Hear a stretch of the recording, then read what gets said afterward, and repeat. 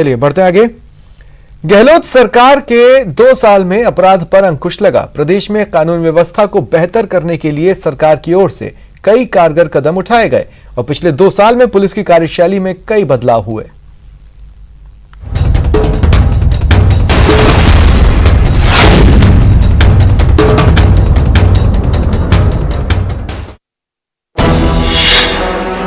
गहलोत राज में अपराध पर अंकुश। अपराधियों के खिलाफ ऑपरेशन आग, नशे के खिलाफ ऑपरेशन क्लीन स्वीप, सलाखों में पहुंचे हजारों अपराधी, पुलिस की कार्यशैली में सुधार, एफआईआर दर्ज करने के लिए फ्री रजिस्ट्रेशन नीति लागू।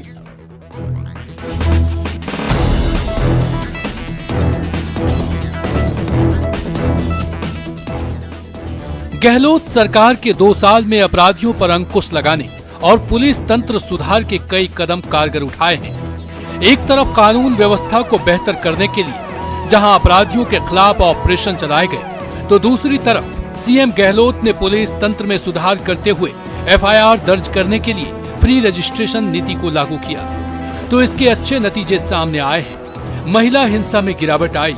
पिछले जून में एक ऑर्डर सरकार ने निकाला, माननीय मुख्यमंत्री जी ने हमें बताया कि भाई ये जो एफआईआर है वो उसकी जो है फ्री रजिस्ट्रेशन होनी चाहिए। तो उसमें हालांकि वो जनवरी 19 से ही कहना शुरू कर दिया था उन्होंने, और उस पर काम भी शुरू हो गया था। और उसके बाद जून में एक ऑर्डर इवन यहाँ पीएचक्यू से निकला कि अगर कोई एसएचओ दर्ज नहीं करता है तो वो एसपी के पास जाएगा परिवादी, और एसपी के यहाँ कार्यालय में ये सुविधा होगी कि सीसीटीएनएस के माध्यम से दर्ज होगी और वो कॉपी सीसीटीएनएस के माध्यम से थानेदार को जाएगी और उस पर मुकदमा नंबर वो डालेगा। और ये अगर जांच में आता है कि किसी एसएचओ ने लापरवाही की और मना कर दिया तो उस एसएचओ के विरुद्ध कार्रवाई की जाएगी। तो सबसे ज्यादा फायदा फ्री रजिस्ट्रेशन का पिछले 2 वर्ष में कमजोर वर्गों को, महिलाओं को और गरीब व्यक्तियों को हुआ है। पुलिस की कार्यशैली में सुधार के लिए समय समय पर डिकॉय ऑपरेशन चलाया गया ताकि पुलिस कर्मी निरंकुश न हो और लोगों की मदद करना उनकी प्राथमिकता बन सके। तो दूसरी तरफ अपराधियों के खिलाफ ऑपरेशन चलाए गए, जिसमें आर्म एक्ट के तहत अवैध हथियारों को जब्त करने के लिए ऑपरेशन आग चलाया गया। 4,945 केस दर्ज किए गए, 5,181 लोगों को गिरफ्तार किया गया, 285 बंदूक, 1,732 पिस्टल बरामद किए गए। जहां तक आर्म्स एक्ट की बात है, लगातार अभियान चलाने के फलस्वरूप 4945 केसेस दर्ज हुए और गिरफ्तार जो अभियुक्त हुए वो 5181। बंदूकें जो इसमें बरामद की गई 285, रिवॉल्वर, कट्टे, पिस्तल, पौना जिसको कहते हैं वो 1732 बरामद हुई, कारतूस 3193 और अन्य धारदार हथियार 3159। और ये अभियान लगातार अभी भी अनवरत जारी है। नशे के सौदागरों पर नकेल कसने के लिए अभियान चलाया गया, जिसमें कामयाबी मिली। तो एनडीपीएस एक्ट के तहत नशे पर नकेल के लिए ऑपरेशन क्लीन स्वीप चलाया गया, जिसमें 2,550 केस दर्ज किए गए, 3,740 बदमाशों को गिरफ्तार किया गया और भारी मात्रा में हेरोइन, स्मैक, चरस और अफीम जब्त किया गया। अब तक जो प्रकरण दर्ज हुए एनडीपीएस में वो 2,550 प्रकरण दर्ज हुए, गिरफ्तार 3,740 लोग हुए अभी तक। उसमें फिर क्वांटिटी जो ब्राउन शुगर की करीब आधा किलो और हेरोइन जो मिली वो कुल 12.78 किलोग्राम, स्मैक 15 किलो 15.83 किलोग्राम्स, चरस 24.94 किलोग्राम्स, अफीम 596.61 किलोग्राम्स, गांजा 13,781 किलो, डोडा पोस्ट 1,23,327.8 किलोग्राम राजस्थान पुलिस ने इतनी बरामदगी हुई है। इस तरह गहलोत सरकार ने जहां अपराधियों पर नकेल कसने के लिए कारगर कदम उठाए, तो वहीं पुलिस तंत्र में सुधार की नीति लागू की ताकि अपराधियों में भय हो और आम जन में पुलिस के प्रति विश्वास कायम हो। न्यूज 18 राजस्थान के लिए जयपुर से राकेश गुसाई की रिपोर्ट। भरतपुर से बड़ी खबर है। सराफा बाजार में बड़ा हादसा हुआ। एक दुकान पर ईंटों का पिलर गिर गया। हादसे की चपेट में एक युवक आया है। घायल युवक हॉस्पिटल में भर्ती है, उसका इलाज चल रहा है। भरतपुर शहर के सराफा बाजार में भवन निर्माण के चलते तीसरी मंजिल से एक ईंटों का पिलर नीचे सड़क पर आ गिरा। इस दौरान सड़क पर जा रहे दो राहगीरों पर ईंटों का पिलर जा गिरा। एक युवक गंभीर रूप से घायल हुआ, जिसे उपचार के लिए अस्पताल में भर्ती कराया गया है। जानकारी पर पुलिस पहुंची और जांच शुरू कर दी है। और ये सबसे पहले खबर से जुड़ी तस्वीर है, वो इलाका और जहां पर ये पिलर गिरा है वो आप अपनी टीवी स्क्रीन पर देख पा रहे हैं। अफरा तफरी मची। ज्यादा जानकारी देंगे सहयोगी प्रवीण। क्या जानकारी है? ये मुख्य सराफा बाजार में निर्माण कार्य चल रहा है, जहां कोई भी निर्माण कार्य करता से कोई भी सेफ्टी गार्ड वगैरह नहीं लगाए गए हैं कि जिससे राहगीर के ऊपर कोई ईंट या पत्थर नहीं गिरे और जिसे निर्माण कार्य सुचारू रूप से चल सके। लेकिन निर्माणाधीन जो मालिक है वह वहां पे इस लापरवाही के चलते राहगीर की तरफ कोई भी ध्यान नहीं दिया था। इसी दौरान कच्ची दीवार थी और वहां काम चल रहा था और दो राहगीर जैसे ही निकले तो एक दीवार टूटकर नीचे जा गिरी, जहाँ एक राहगीर की हालत गंभीर है और दूसरा वहां से भाग गया और इतने में ही बाहर निकला और अपने साथी को संभालने लगा। जब सूचना पुलिस को मिली तो पुलिस मौके पर पहुंची और बाजार भी बंद हो गया और लोगों ने उस घायल को ले जाकर निजी हॉस्पिटल में एडमिट कराया, जहां उसका उपचार जारी है।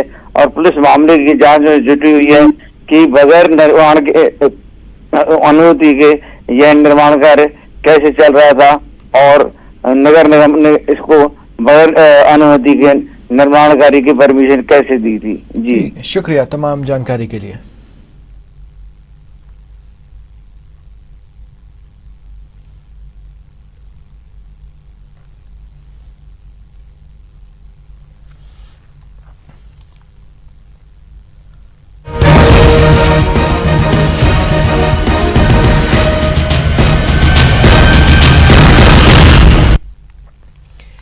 विजय दिवस की आज स्वर्णिम सालगिरह है। आज ही के दिन युद्ध के दौरान भारतीय सेना महज 13 दिन के भीतर पाकिस्तान को घुटने टेकने को मजबूर कर दिया था और बांग्लादेश की नींव रखी गई। इस मौके पर दिल्ली में पीएम मोदी ने युद्ध स्मारक जाकर शहीदों को श्रद्धांजलि दी। 4 स्वर्णिम विजय मशाल प्रज्वलित की। इन्हें देश के अलग अलग कोनों में ले जाया जाएगा, जिसमें 1971 युद्ध के परमवीर चक्र और महावीर चक्र विजेता सैनिकों के गांव भी शामिल हैं।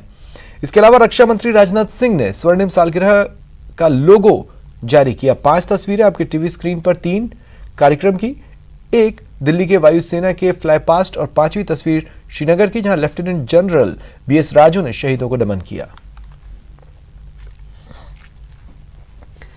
इधर जयपुर में आज शहीद स्मारक पहुंचकर सैनिक कल्याण मंत्री प्रताप सिंह खाचरियावास ने श्रद्धांजलि दी।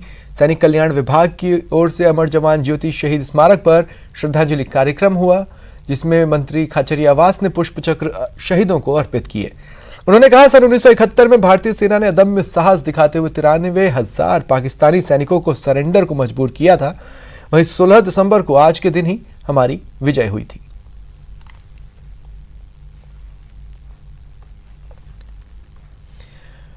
और श्री गंगानगर में भारत पाक युद्ध की 50वीं विजय वर्षगांठ सुखाड़िया सर्किल स्थित भारत माता चौक पर मनाई गई। नगर परिषद सभापति समेत कई गणमान्यों ने शहीद स्मारक पर श्रद्धांजलि अर्पित की। लोगों ने देशभक्ति की भावना का खुलकर इजहार किया और भारत माता की जय के नारे लगाए।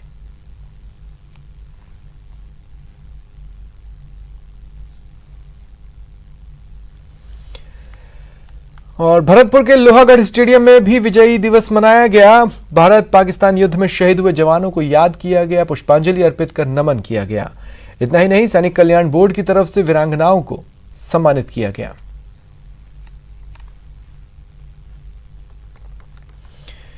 और इधर झुंझुनू में तिरंगे के साथ पूर्व सैनिक शहीद स्मारक पहुंचे और शहीदों को नमन किया।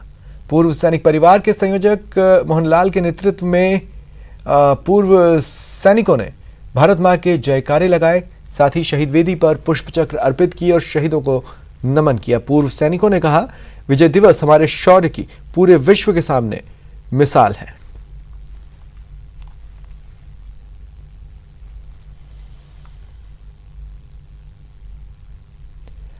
आपको बता दें कि 1971 का युद्ध 13 दिन चला था। करीब 3,900 भारतीय जवान शहीद हुए थे। इसमें सबसे ज्यादा शेखावाटी के 168 जवान शहीद हुए थे, जिनमें सबसे ज्यादा 108 जवान झुंझुनू के थे। इस युद्ध में झुंझुनू के मेजर जयराम सिंह भी शामिल थे। जयराम सिंह का कहना है कि 1971 के युद्ध को याद कर उनका खून खौल उठता है और भारतीय सेना ने अपने पराक्रम से पाकिस्तानी सेना को आत्मसमर्पण को मजबूर कर दिया।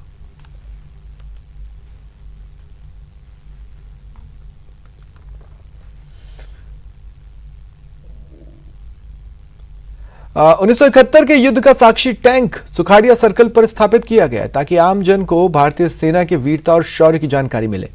श्रीगंगानगर के सुखाड़िया सर्कल पर रखे ये टैंक भारत की शानदार जीत, पाकिस्तान की शर्मनाक पराजय का प्रतीक है।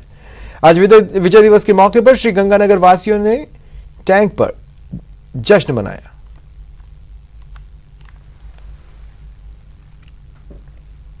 रुकते हैं ब्रेक के लिए।